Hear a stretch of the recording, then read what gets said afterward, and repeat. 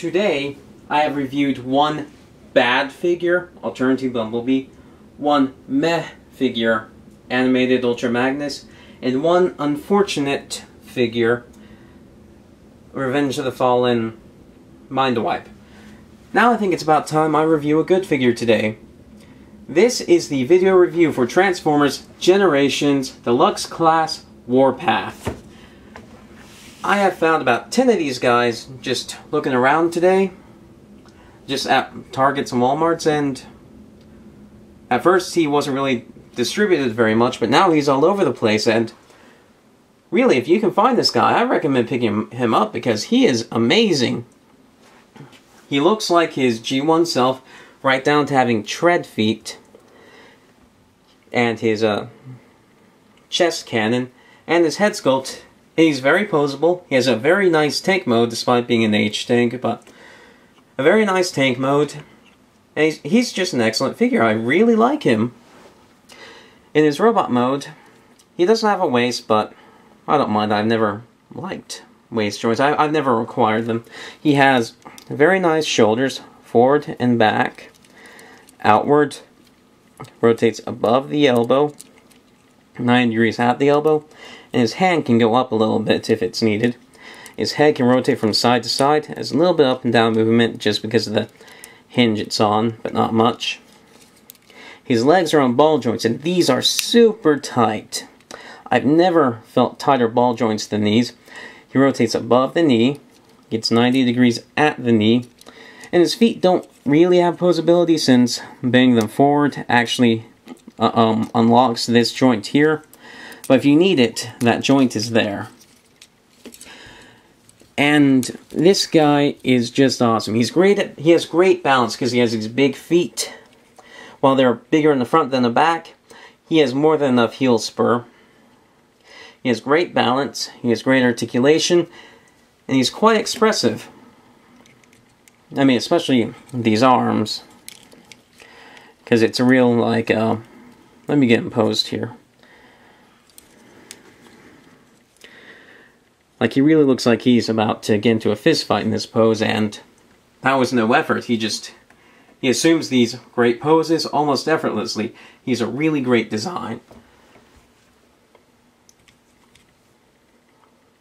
Very kibble-free, too. The only kibble he has is by design, so he looked like his G1 self, basically his chest cannon. Now, to transform this guy, he has a very neat transformation. Very well thought out, too. What you will do is, first, straighten out his legs, rotate them out,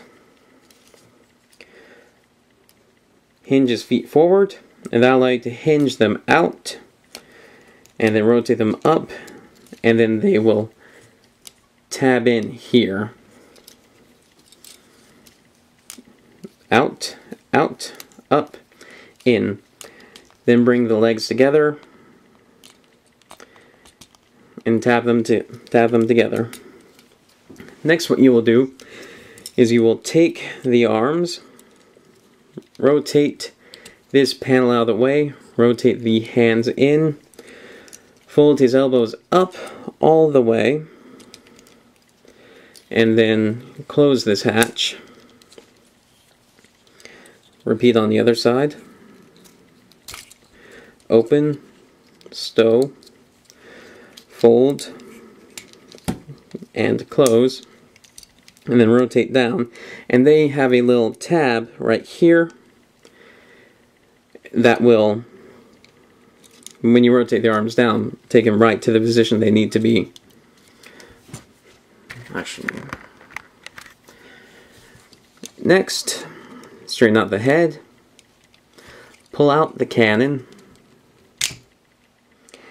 fold the head back, and put this cover over, and then untab the cannon here, bring it up,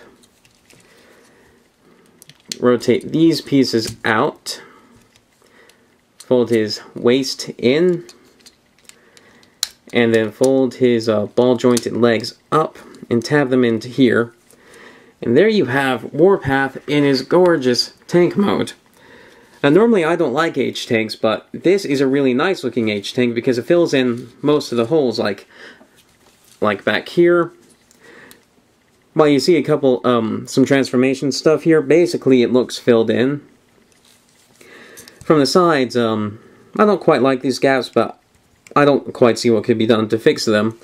And then he does quite a bit to fill in this gap here. It's not a big gaping gap, it's kind of a small gap, so he's a very filled out H-tank, so I like him quite a bit.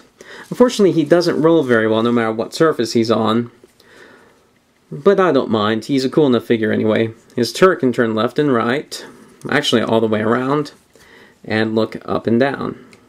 And the thing I like most about this mode is that, really, there's no indication of how he transforms. I mean, there is, like, the ball joints here, and the joints here, but really, he just hides himself so well because all of the tank turns into the robot. And I like that quite a bit.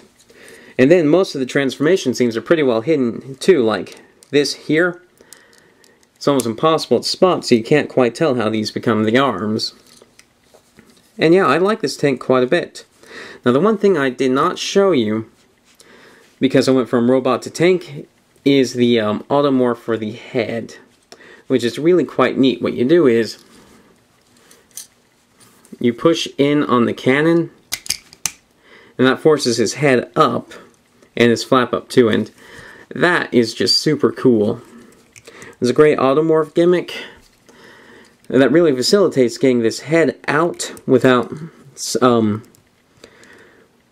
causing any kind of weird sculpting stuff, so you can get a fingernail in there, because this is actually quite a tiny compartment. And put the head back, pull the cannon out, fold it back, fold this down. And that is Generations Warpath. He is an excellent figure, and I highly recommend him, especially over the other pieces of crap I reviewed today. And those are my thoughts. Thank you for watching.